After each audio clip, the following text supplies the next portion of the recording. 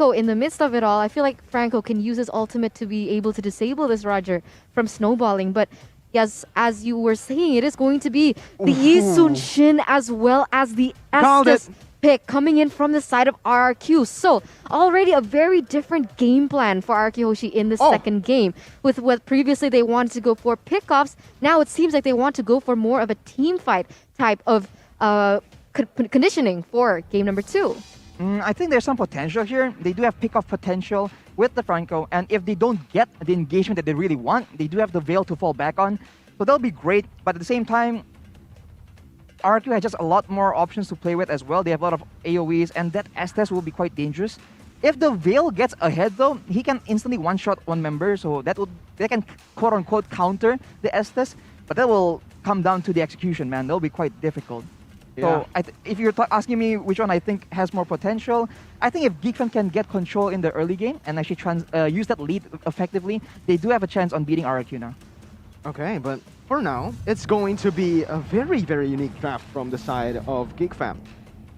RRQ, they have very blacklisty draft here with the Estes and the Yi Sun Shin, but we'll see how they do against a very aggressive composition in the early stage of the game. Veil, Franco, they were picked up 100%. I mean, there's only one reason they were picked up. They were picked up to get that early game advantage, and it's time to get into game number 2. The Land of Dawn portal has opened up, and Geek Fam has already made very aggressive movements onto the enemy jungle. Renvi, obviously, with his Franco, wants to go for that purple buff. Just grab it a little, just reset it, and create some bad problems for the side of RRQ, but it seems like no.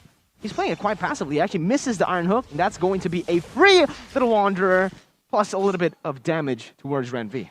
I mean, this is already quite good here from the side of Geek Fam, okay? They are trying to adapt as well as adjust to the playstyle coming in from RRQ Hoshi with the addition of so much CC as well with the Veil, like Arashi mentioned earlier. It is going to be very important for RRQ Hoshi to bear in mind of the ultimate that this Veil can have, especially in team fights. And once again, Renvi here already being able to buy a lot of time actually for his team, knowing that you know, Albert, a very snowballing type of character, they are trying to do their best to, you know, limit this from happening. For sure, Yi Sun Shin's strong suit is that farming speed, you know, how mobile he is on the map to get that late game, to farm towards that late game. So delaying it with the Franco is already a small win for the side of Geek Fam. But with that aggressive, pick style composition, with the, actually 3 members with good crowd control, we were joking about Goni earlier. But with Franco, Paquito, as well as Veil, they have a lot of options.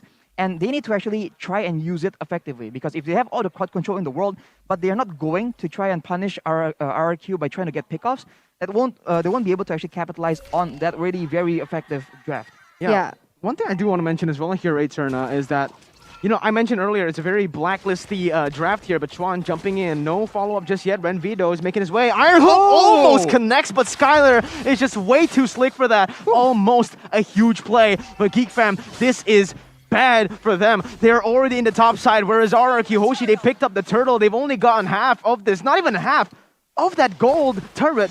Vin, oh my god. It's so frustrating to see. It's always just a pixel away from connecting. I mean, Franco is such a hit-or-miss hero, right? Yeah. You want to put someone like Franco in the roamer position, he has to be able to land his iron hooks. If not, he can't really stave off as much damage as other particular roamers do. I think that is what makes them so similar. But as I speak, RRQ Hoshi really sticking to what they know, being able to take another pick-off on the board, a little similar to what we saw in game number 1. Yeah, Renvi finally connects on that Iron Hook, but again, just no follow-up, all right?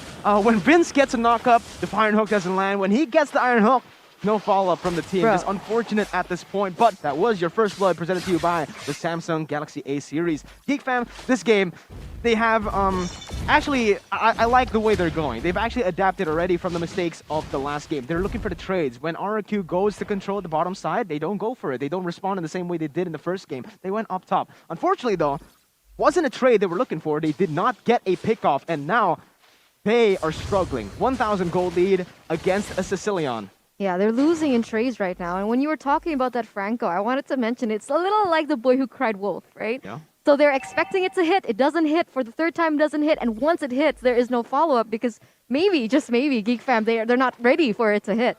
And so this is going to be very scary when it comes into the team fights and the potential that actually Geek Fam does have in terms of kickoff. But here we see something happening. Yeah, another pickoff here for the side of Geek Fam. That was really, really well played. They are actually able to trade this time around, getting control on that top side, whereas Geek Fam on that bottom side, completely just leave it. You know, it is the weak side of the map. Paquito will be able to do very well there. Skylar, again, such clean movement from this man. The progression that we've seen from this guy from Season 7, getting hated by the netizens, but in Season 8, completely coming up on top. And in M3, we got a display of how good this man can be. But so far, RRQ, not only just in the drafts, but the way they play the game, it feels like they've already learned from their losses in M3.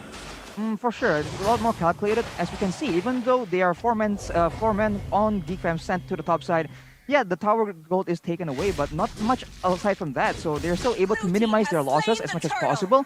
And honestly, they have the very strong late game. They have 2 marksmen and a Sicilian. So it's a very greedy draft by all means. But this also means that Geek Fam are the ones that's fighting against the clock, because if they don't end the game fast, that's a lot of damage. And I'm not quite sure if the Franco will be tanky enough to absorb all that. Okay, but yeah, so far, I don't know, honestly, the Yi Sun Shin Eterna is farming at will. It's very free at this point. Apart from the first orange buff being hooked away from him, there's not much else, but now suppression connects. It's going to be Vin still able to jump away. Remember, ultimate, the Blessing of the Moon Goddess is still up. RRQ looking for a proactive play in the top side. Schwan needs to be careful here. Let's see what they're able to do. RRQ not checking the bush. They're just going to go for the objectives. And this is what I said with Coach Phil at the helms. They don't go for these crazy skirmishes anymore. They don't look for forces, but they do, in fact, get a kill in the mid lane. Iron Hook connects, and that's going to be the Phantom Execution to finish off the kill. Julian picks up one. When they lose something, they get one back. Julian jumping back and forth, puncture away. That's going to be Skylar zoning Julian away with the shotgun. And again, RRQ playing a very different game to what we expect from them. Yeah, I was just about to say, RRQ Hoshi, they are looking very much more disciplined than we saw in game number 1, right? They are still looking for their pickoffs. That is what they like. That is what they like to do. But of course, they do still have the objectives on their mind. They are able to take the towers all across the board as well as the turtle. So now Geek Fam, with the strategy that they want to have, they want to look for team fights, I'm guessing. But unfortunately, Araki Hoshi, they're really good at splitting the map. And now we can already see Araki Hoshi trying to pressure Maves here, but they have to be careful because there is some setup coming in from Geek Fam as well. Ooh. Yet again, the skills are being used, but they don't seem to be connecting, and it doesn't seem like their team is actually in the right spot. Yeah, look at that. Skylar actually gets hooked, but Finn is right there in the mid lane, though. It's going to be Vin still able to run away from the side of RRQ. Purple buff is going to be started by Julian. RRQ still completely controlling the tempo, and at this point, this is where Geek Fam are going to find it a little bit hard to look for trades, because all the turrets in the side lanes have been taken down. RRQ already have scaled properly here up to this mid-game. Clay, Vin, Skylar, and even the Yi Sun Shin are a menace. I don't think they're going to be able to trade nor contest for fights anymore.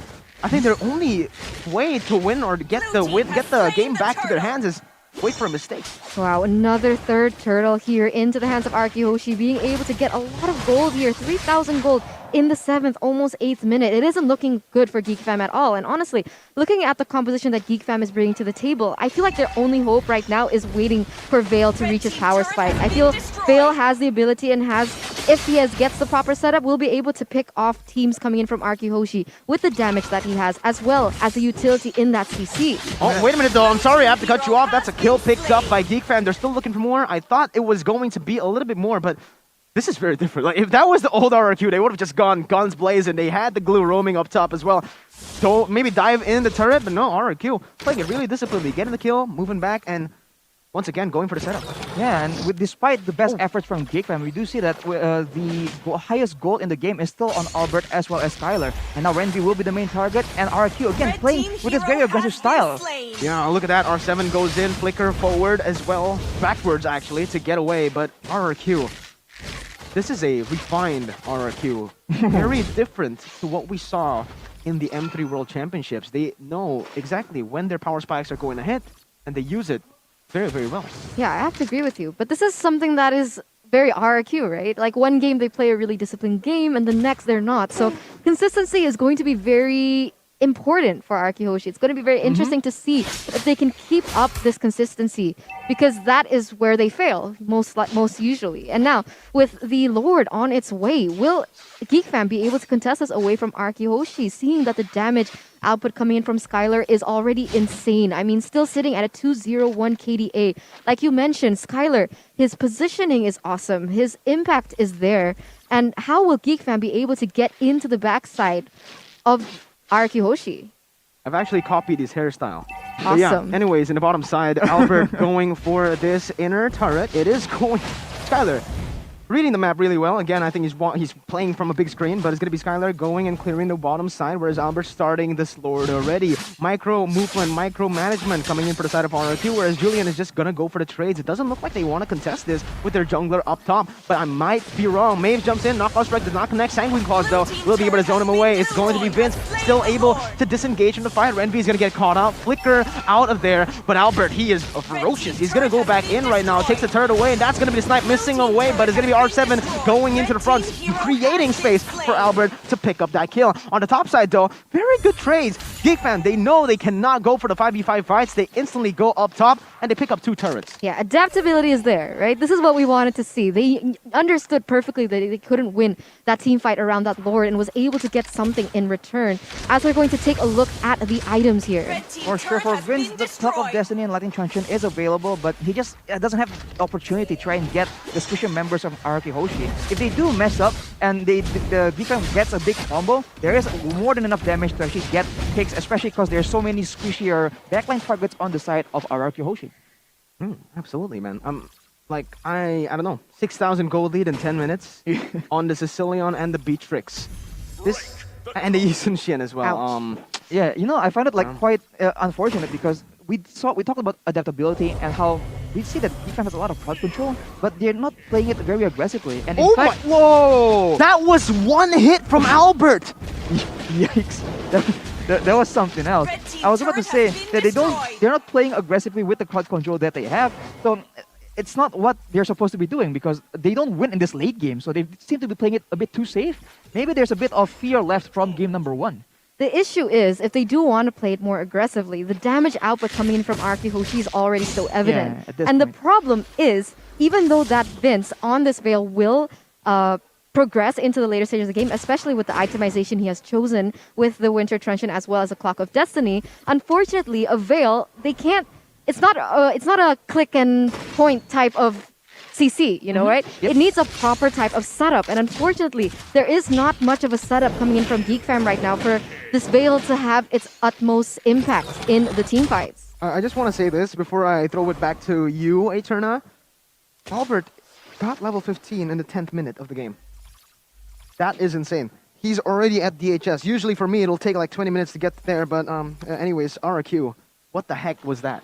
I mean, again, you see the player growth for Albert. For the most part, he hasn't had any trouble farming in the jungle at all. Now Renby goes to try and make sure that the purple buff is taken by his team, and Vince was able to secure it. But as you can see, RRQ again and again, they get advantage. They cut off your jungle.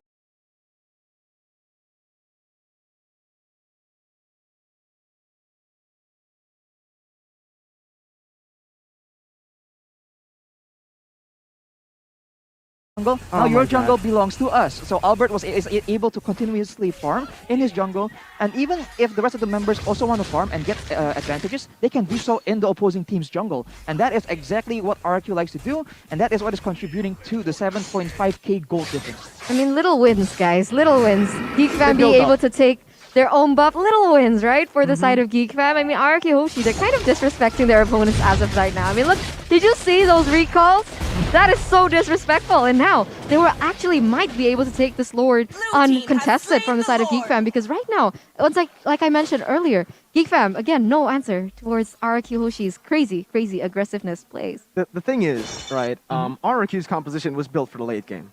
Yep. And they won the early game. So at this point, the later the game goes, it's going to favor RRQ even more. I think if we have the win probability, it's going to be just like 90% RRQ, especially with the Enhanced Lord that's just been taken off the board. Now, it's time to take a look at the team. Schwan, everyone on Geek Fam still Sharp, very focused on the game, still looking like they are in the game. Ren V, I like this already. They're going for something creative on the map. It's going to be actually R7 being targeted. Not the right target. I think they should have started it off with that ultimate. R7 gets out. Not only does he get out, he's looking for the re-engage. Mountain Shocker is going to be popped to look for the opponents right now. R7 brings back Franco to his team, but no follow-up just yet. Actually using and basically forcing two flickers, getting the turret off top. So I like the creativity for Geek Fam, but unfortunately, I feel like it's already a little bit too late.